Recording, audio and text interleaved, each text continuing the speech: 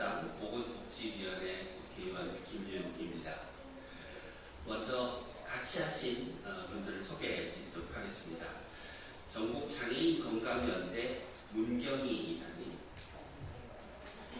전국장애인차별철폐연대 박주석 정책실장님,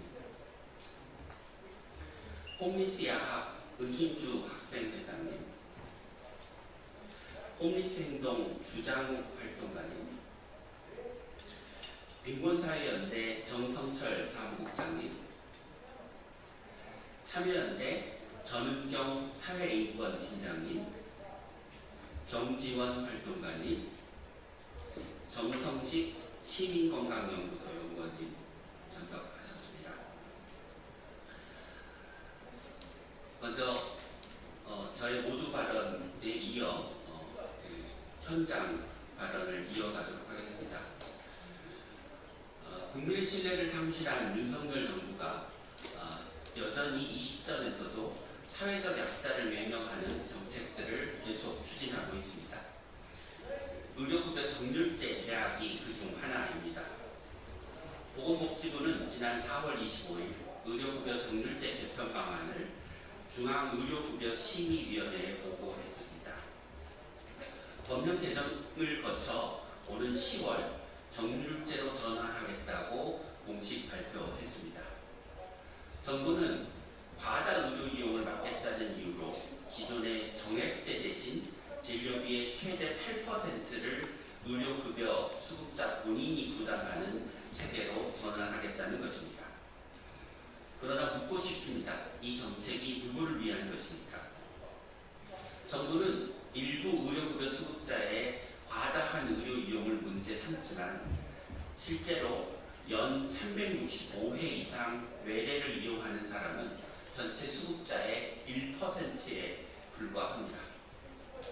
의료급여 수급자는 노인, 장애인, 만성질환자의 비율이 높고 특히 여러 질환을 함께 앓고 있는 복합 만성질환자인 경우가 대부분입니다. 이들을 제대로 돌볼 수 있는 주치의 제도가 마련되지 않은 상태에서 의료급여 대상자의 의료 이용이 많다고 비난하는 것은 올바른 비난이 아닙니다. 문제의 원인은 정액제가 아니라 잘못된 의료제도, 의료급여 대상자를 방치하는 나쁜 의료제도에 있습니다. 그런데도 불구하고 정부는 나쁜 의료제도로 생긴 문제를 의료급여 수급자의 도덕적 해이로 몰아가고 있습니다. 공급자에 대한 대책도 내놓지 않고 있습니다. 정부의 무능과 무책임을 가리기 위한 방책이라고밖에 말할 수 없습니다. 이번 개편안이 시행되면 일부 수급자들의 연간 본인부담금은 지금보다 3배에서 4배까지 늘어날 수 있습니다. 평균 47,000원 수준이던 의료급여 대상자의 의료비 부담이 최대 18만 원까지 늘어날 수 있습니다.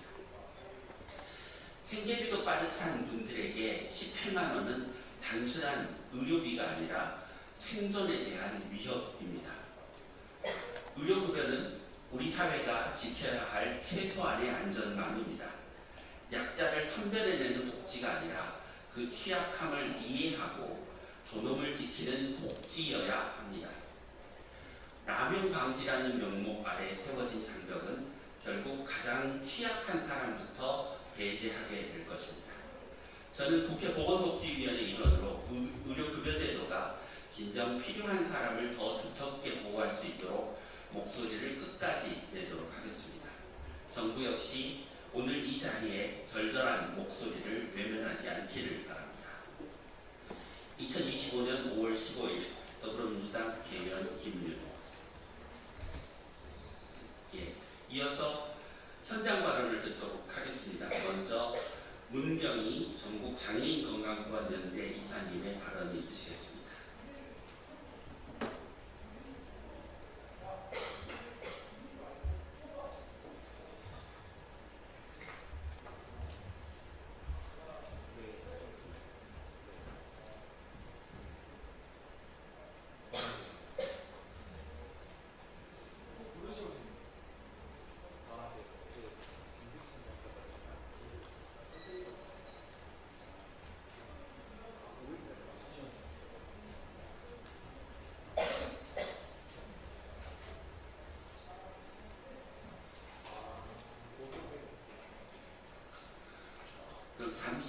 순서를 바꿔서 은희주 홈리스야 학생회장님 발언을 먼저 청해 듣도록 하겠습니다.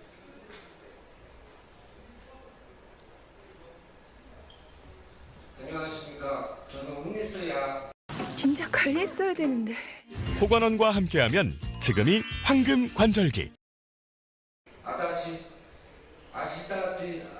아시다시피 의료급여는 가난해서 몸이 아픈 사람들도 병원에 갈 수 있도록 정부가 지원하는 제도입니다. 그런데 작년 정부는 의료급여 수급자들이 국가 재정을 많이 쓰기 때문에 본인 부담금을 더 내야 한다고 발표했습니다. 바로 종육제입니다.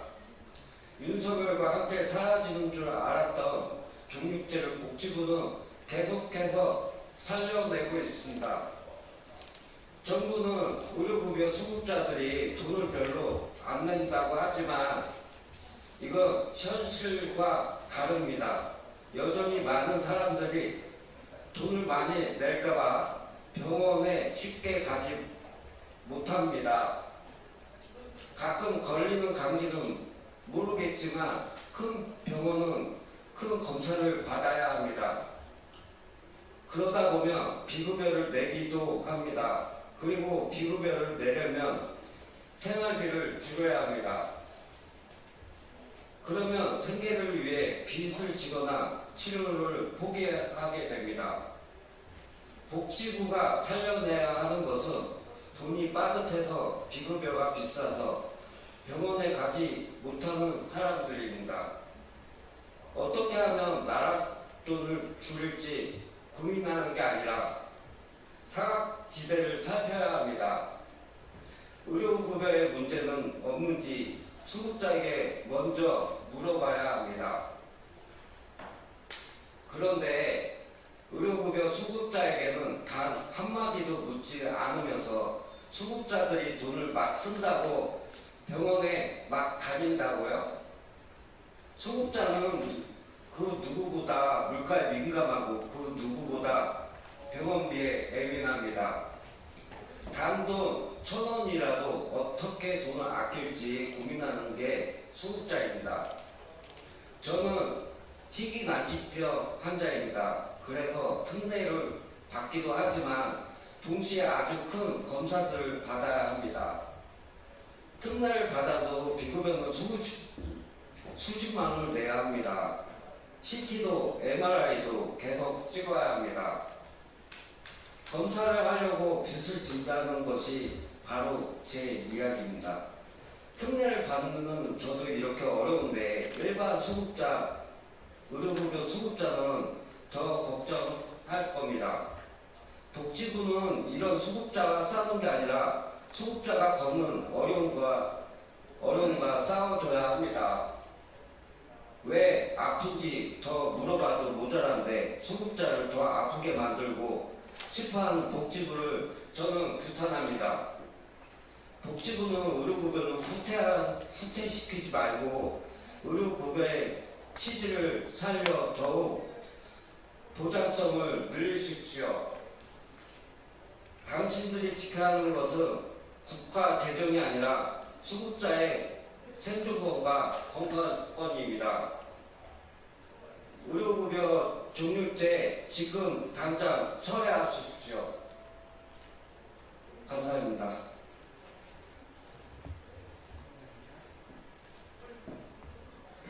네, 이어서 문경희 이사님 발언 있으시겠습니다.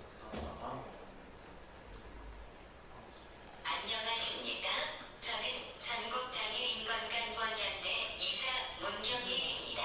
중증 장애를 가진 시민들은 현재 논의되고 있는 의료급여 성률제가 너무나 익숙합니다. 의료급여의 자기부담금이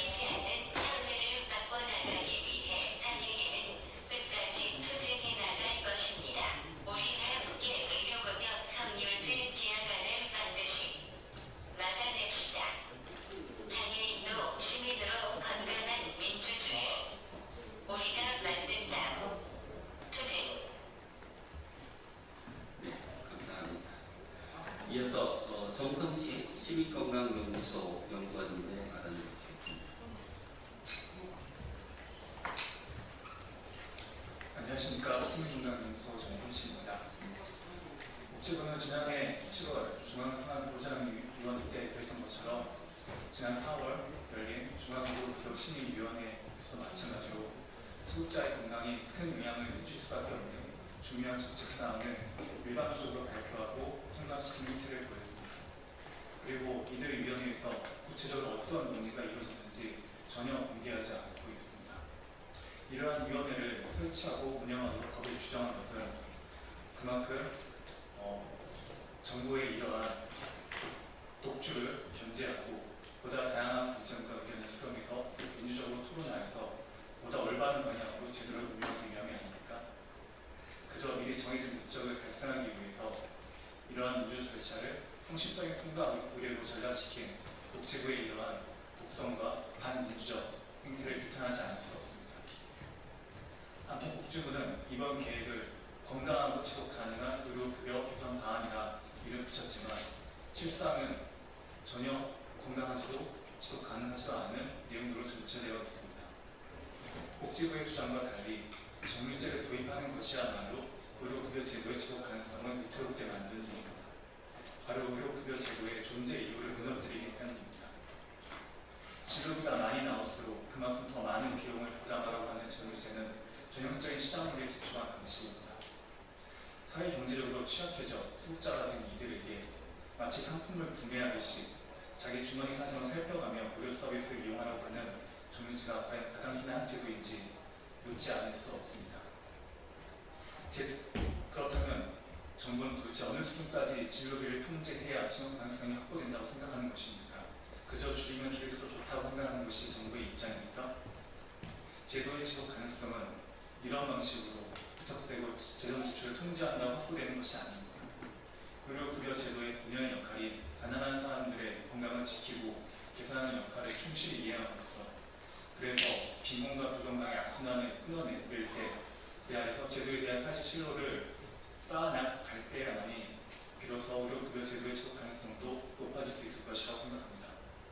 그러니 정부는 지금 바로 잘못된 정책을 처리하십시오.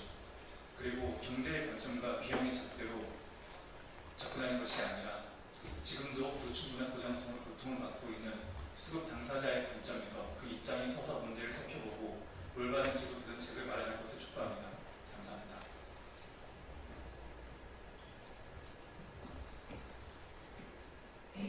기재료를 낭독하겠습니다. 정부는 의료급여 정률제 계약 시도를 중단하라. 모든 이들이 안전하고 건강하게 살아갈 권리를 보장하는 것은 민주주의 국가의 기본 책무이다. 그런데 내란 정부는 의료급여 정률제와 같이 의료비 부담을 증가시키는 계약을 추진함으로써 가난한 이들의 건강권을 심각하게 위협하였다. 바로 재정 절감이라는 단 한 가지 이유로 말이다. 의료급여 수급자들은 지금도 불충분한 보정성으로 인해 필요한 의료 서비스를 이용하는 데 큰 어려움을 겪고 있다. 이는 수급자들의 높은 미충족 의료 경험률과 낮은 기대 수명 등의 결과로 드러나고 있다.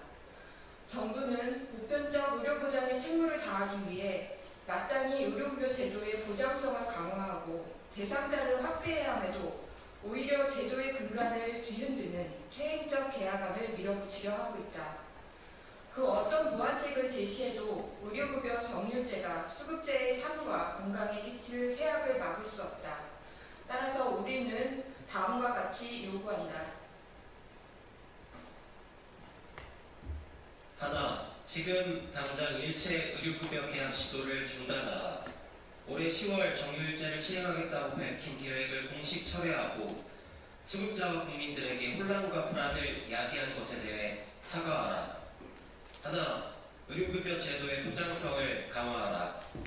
제도 본연의 취지에 맞게 의료급여 제도의 보장성을 높이는 방향으로 제도를 개선하라. 하나, 부양호자 기준을 완전히 폐지하라. 부양호자 기준을 약간 완화하는 것은 광범위한 사각지대 문제를 해결할 수 없다. 신속히 부양호자 기준을 전면 폐지해야 한다. 하나, 이용자가 아니라 공급기관을 통제하라. 수급자들의 존엄과 건강권을 침해하는 제도적 차별을 중단하기 위한 계획을 수립하고 의료기관에 대한 관리 감독을 강화해야 한다. 2025년 5월 15일 기자회견 참가자 알고